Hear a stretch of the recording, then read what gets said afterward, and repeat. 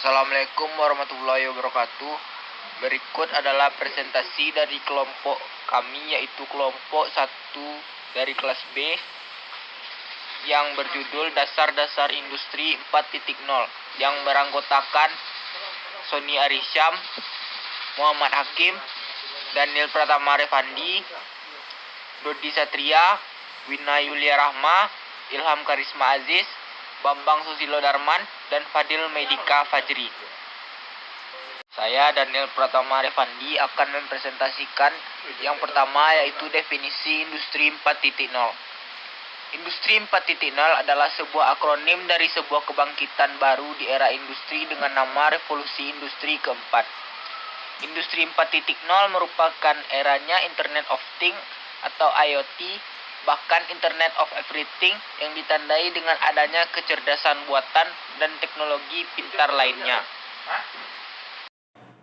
Assalamualaikum warahmatullahi wabarakatuh. Perkenalkan, nama saya Bambang Susilo Darman dengan nomor BP 2012-048. Pada kali ini saya akan membacakan sejarah industri 1.0 sampai 4.0. Yang pertama, 1.0. Revolusi industri pertama terjadi pada abad ke-18, ditandai dengan penemuan mesin uap yang ditemukan oleh James Watt yang digunakan untuk proses produksi barang. Pada saat itu, di Inggris mesin uap digunakan sebagai alat tenun mekanis pertama yang dapat meningkatkan produktivitas industri tekstil tersebut. 2.0. Revolusi industri 2.0 terjadi pada abad ke-20 yang ditandai dengan penemuan tenaga listrik. Revolusi ini terjadi dengan terciptanya lini produksi atau assembly line yang menggunakan ban berjalan atau conveyor belt pada tahun 1913. Hal ini mengakibatkan proses produksi berubah total karena untuk menyelesaikan suatu mobil tidak diperlukan satu orang untuk merakit dari awal hingga akhir. Yang ketiga, yaitu 3.0. Revolusi ketiga ini dipicu oleh mesin yang dapat bergerak dan berpikir secara otomatis, yaitu komputer dan robot. Penemuan semikonduktor, transistor, dan kemudian integrated chip atau IC membuat ukuran komputer semakin kecil. Listrik yang dibutuhkan semakin sedikit, serta kemampuan berhitungnya semakin canggih. Yang terakhir yaitu 4.0. Pada industri 4.0 ini ditandai dengan pada suatu teknologi manufaktur yang sudah memasuki tren otomatisasi dan pertukaran data. Hal tersebut mencakup sistem siberfisik, Internet of Things atau IoT, cloud computing, dan connective computing.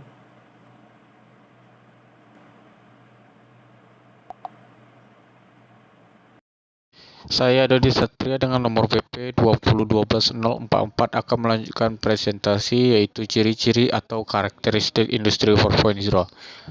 Revolusi Industri 4.0 ini ditandai dengan pemanfaatan teknologi informasi dan komunikasi.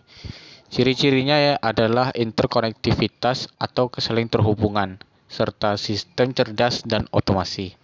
Ada 9 komponen dianggap sebagai pilar dari Industri 4.0, yaitu Big Data and Analytics, Autonomous Robot, Simulation, integrasi sistem secara horizontal, Industrial Internet of Things atau IIoT, Augmented Reality, Cloud, Additive Manufacturing, dan Cyber Security. Assalamualaikum warahmatullahi wabarakatuh. Saya Muhammad Hakim dengan nomor BP 2012042. Di sini saya akan menjelaskan poin tentang model arsitektur industri 4.0. Arsitektur industri 4.0 itu sendiri adalah suatu rancangan yang berbasis data dan informasi yang sudah terkoneksi dengan internet sehingga mempermudahkan suatu pekerjaan atau suatu proses. Model arsitektur industri 4.0 ini menggunakan RAMI 4.0 atau Reference Architecture Model Industry 4.0 atau alat pemodelan yang menyediakan kerangka kerja untuk memodelkan arsitektur berdasarkan sistem fisik cyber. Pada RAMI 4.0 ini memiliki 3 dimensi, yaitu dimensi tingkat hierarki, dimensi proses, dan dimensi arsitektur. Di mana pada dimensi tingkat hierarki, pada sudut di sebelah kanan, terdapat serangkaian aturan tentang integrasi perusahaan dan sistem kontrol. Tingkat ini memiliki fungsi yang berbeda di dalam suatu pabrik. Yang kedua, dimensi proses, yang mewakili siklus hidup tanaman dan produk, tentang manajemen siklus hidup. Dan yang ketiga, dimensi arsitektur. Dalam bidang ini, merupakan praktik umum untuk menyusun produk kompleks yang berlapis-lapis yang berasal dari teknologi informasi dan komunikasi. 3 dimensi ini memiliki aspek penting dari industri 4.0 untuk mengklasifikasikan objek seperti mesin dan model. RAMI 4.0 sebagai model layar 3 dimensi merupakan sistem koordinat 3 dimensi yang berisi aspek-aspek penting dari industri 4.0 yang memiliki hubungan yang kompleks, yang demikian dapat dipecah menjadi paket-paket yang lebih kecil dan dapat dikelola. Baiklah, hanya itu. Saya ucapkan terima kasih. Assalamualaikum warahmatullahi wabarakatuh. Saya Sony Arisyam, nomor BP 2012-041, akan melanjutkan materi berikutnya. Manfaat Industri 4.0. Manfaat Industri 4.0 ada 3 macam, yaitu pertama, munculnya jenis pekerjaan baru. Tidak hanya menghilangkan beberapa bidang pekerjaan, perkembangan teknologi telah membuat penyesuaian terhadap beberapa pekerjaan, sehingga memungkinkan munculnya cabang pekerjaan yang baru. Yang kedua yaitu mempelajari keterampilan baru.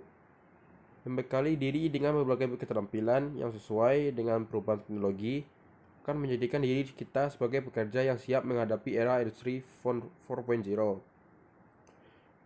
Yang ketiga, berteman dengan teknologi. Selain membekali diri dengan mempelajari keterampilan baru, mencoba berteman dengan teknologi juga dapat menjadi cara Anda untuk menghadapi era industri 4.0. Assalamualaikum warahmatullahi wabarakatuh. Baik, saya Wina Yulia Rahma, nomor BP 2012-046, akan menjelaskan tentang dampak positif dan negatif dari revolusi industri 4.0. Yang pertama, dampak positif. Dampak positifnya yang pertama yaitu semakin mudah mengakses informasi dan berkomunikasi. Maksudnya, kemajuan teknologi seperti televisi, telepon genggam merupakan salah satu contoh kemajuan industri di bidang komunikasi. Yang kedua, standar hidup yang lebih tinggi. Dalam masyarakat industri, tenaga kerja lebih berharga karena apabila produktivitas tinggi, maka pendapatan individu meningkat. Yang ketiga, peningkatan pendapatan nasional. Maksudnya adalah industrialisasi memungkinkan negara-negara mengoptimalkan sumber daya mereka yang mulai berkurang. Industrialisasi meningkatkan kuantitas dan kualitas akan barang-barang yang diproduksi suatu perusahaan. Yang ketiga, peningkatan neraca pembayaran. Industrialisasi mengubah pola perdagangan luar negeri di dalam suatu negara. Peningkatan ekspor barang-barang manufaktur lebih menguntungkan dalam valuta asing. Yang kelima, stabilitas ekonomi. Maksudnya, negara yang bergantung pada produksi dan ekspor bahan mentah saja tidak dapat mencapai tingkat pertumbuhan ekonomi yang cepat. Permintaan yang terbatas dan fluktuatif akan produk pertanian dan bahan mentah didukung ketidakpastian alam akan menghambat kemajuan ekonomi. Yang keenam, terjadinya efisiensi dan efektivitas produksi. Selanjutnya, dampak negatif dari revolusi industri 4.0 atau 4.0. Yang pertama, rentan dengan serangan siber. di mana revolusi industri 4.0 akan sangat lekat dengan dunia teknologi, di mana salah satu hal yang bisa dilihat mulai banyak ditemukan saat ini adalah Internet of Things. Produk-produk Internet of Things menghilangkan batas fisik antara proses produksi dengan sistem jaringan. Oleh karena itu, sangat rentan dengan serangan siber. Yang kedua, investasi sumber daya manusia yang tidak murah dan minim. Perusahaan yang ingin menggunakan sistem otomasi dan juga teknologi tinggi tentunya harus memiliki sumber daya manusia yang memiliki kemampuan dan keterampilan untuk bisa menggunakan sarana canggih tersebut. Oleh karena itu, perusahaan harus rela mengeluarkan dana untuk investasi dalam memberikan pelatihan keterampilan dan juga sertifikasi pada karyawan yang sudah dimiliki atau siap memberikan gaji yang layak dan lebih tinggi bagi tenaga kerja yang memiliki keahlian dan keterampilan yang dibutuhkan. Yang ketiga, dampak teknologi terhadap lingkungan. Selama manusia menggunakan mesin untuk bekerja, maka kebutuhan energi akan tetap tinggi dan hingga sekarang belum ada sumber energi yang mencukupi bisa digunakan untuk kegiatan produksi dalam skala besar. Karena semakin tinggi kegiatan produksi manufaktur, maka akan berbanding lurus dengan tingginya pembuangan limbah yang bisa mengancam lingkungan hidup secara global. Yang keempat, ada manusia menjadi serba ketergantungan dan malas. Bagi seseorang yang telah terbiasa menggunakan teknologi informasi, cenderung malas karena mereka menjadi lebih tertarik untuk menggunakan aplikasi atau fasilitas yang ada ketimbang harus direpotkan. Yang kelima, ada urbanisasi. Maksud dari urbanisasi ini adalah perpindahan masyarakat dari desa ke kota. Akibatnya, populasi penduduk di kota meningkat. Yang terakhir, terjadinya kesenjangan pendapatan. Pemisahan modal dan tenaga kerja menciptakan perbedaan pendapatan antara buruh dan orang-orang yang mengendalikan sumber daya modal. Saya Fadil Medika Fajri, nomor BP 2012-068, akan melanjutkan materi selanjutnya. Materi selanjutnya adalah robot otonom. Robot otonom adalah robot yang dapat melakukan tugas-tugas yang diinginkan dalam lingkungannya sendiri tanpa bimbingan manusia. Beberapa robot pabrik modern bersifat otonom dengan pengaturan ketat dari keterlibatan langsung mereka. Tempat kerja robot ini biasanya tempat yang menantang dan seringkali berisi beragam kekacauan yang tak terprediksi. Keberadaan orientasi dan posisi dari objek kerja berikut dan di pabrik yang lebih maju, bahkan jenis objek dan tugas wajib yang harus ditentukan. Ini dapat beragam secara tak terprediksi. AGV dan AMR. AGV atau Automated Guide Vehicle umumnya digunakan untuk mengidentifikasi kendaraan yang mampu bergerak dan melakukan pekerjaan khusus secara mandiri tanpa bantuan operator. Berbagai jenis AGV ini digunakan di hampir setiap industri pembuatan barang jadi untuk memindahkan berbagai macam produk. Fungsi yang dilakukan oleh AGV ini mirip dengan truk angkat yang digerakkan oleh manusia. Perbedaannya antara AGV dan AMR, yang pertama, AMR navigasinya cerdas, sedangkan AGV rutenya tetap. Yang kedua, fleksibilitas AMR lebih tinggi, sedangkan AGV pengaplikasiannya terbatas. Yang ketiga, AMR dibuat untuk bisnis yang gesit, sedangkan AGV cocok untuk model bisnis tradisional. 4. Hemat biaya. AMR hemat biaya, sedangkan AGV lebih mahal.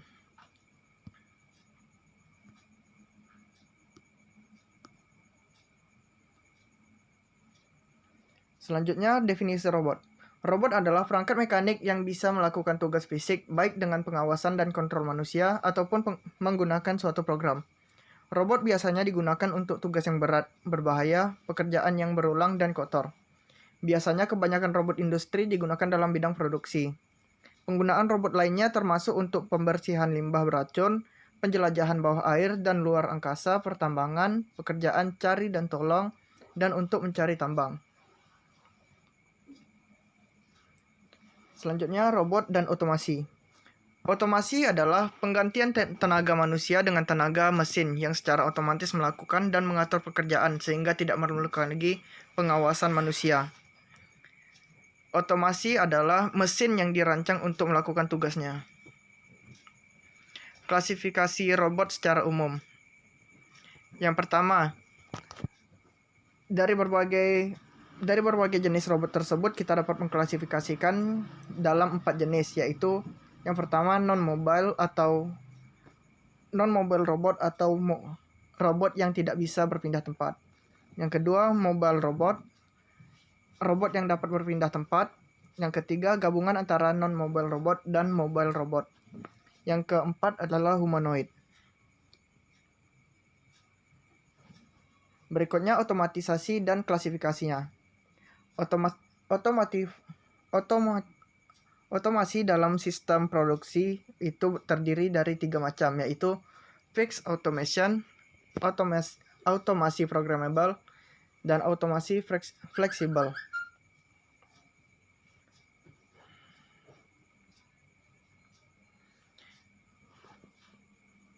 Selanjutnya adalah aplikasi robot otomasi dan otomasi pada industri manufaktur.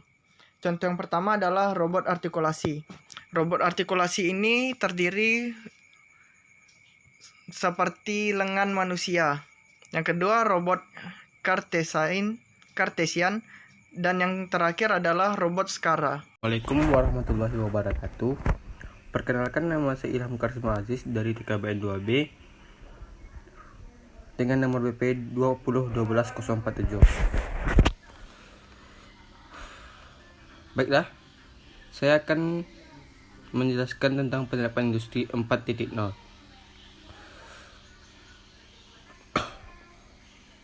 Revolusi industri. Istilah ini diperkenalkan oleh ahli sejarah terkenal Arnold Toynbee pada tahun 1889 sampai 1975. Ini adalah salah satu fenomena yang dianggap lazim dalam masyarakat modern. Revolusi industri 4.0 merupakan perkembangan dari revolusi industri 1.0 sampai revolusi industri 3.0. Revolusi industri 4.0 ditandai dengan kemunculan superkomputer, robot pintar, kendaraan tanpa pengemudi, editing genetik, dan perkembangan neuroteknologi yang memungkinkan manusia lebih mengoptimalkan fungsi otak.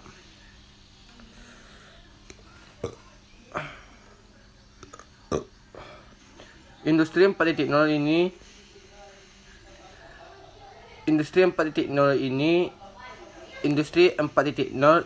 inti dari revolusi industri 4.0 adalah perkembangan teknologi yang menekankan pada pola digital economy, Internet of Things, artificial intelligence, big data, robotik, dan lain sebagainya. Ada beberapa faktor yang harus diperkuat untuk menyambut industri 4.0 di Indonesia.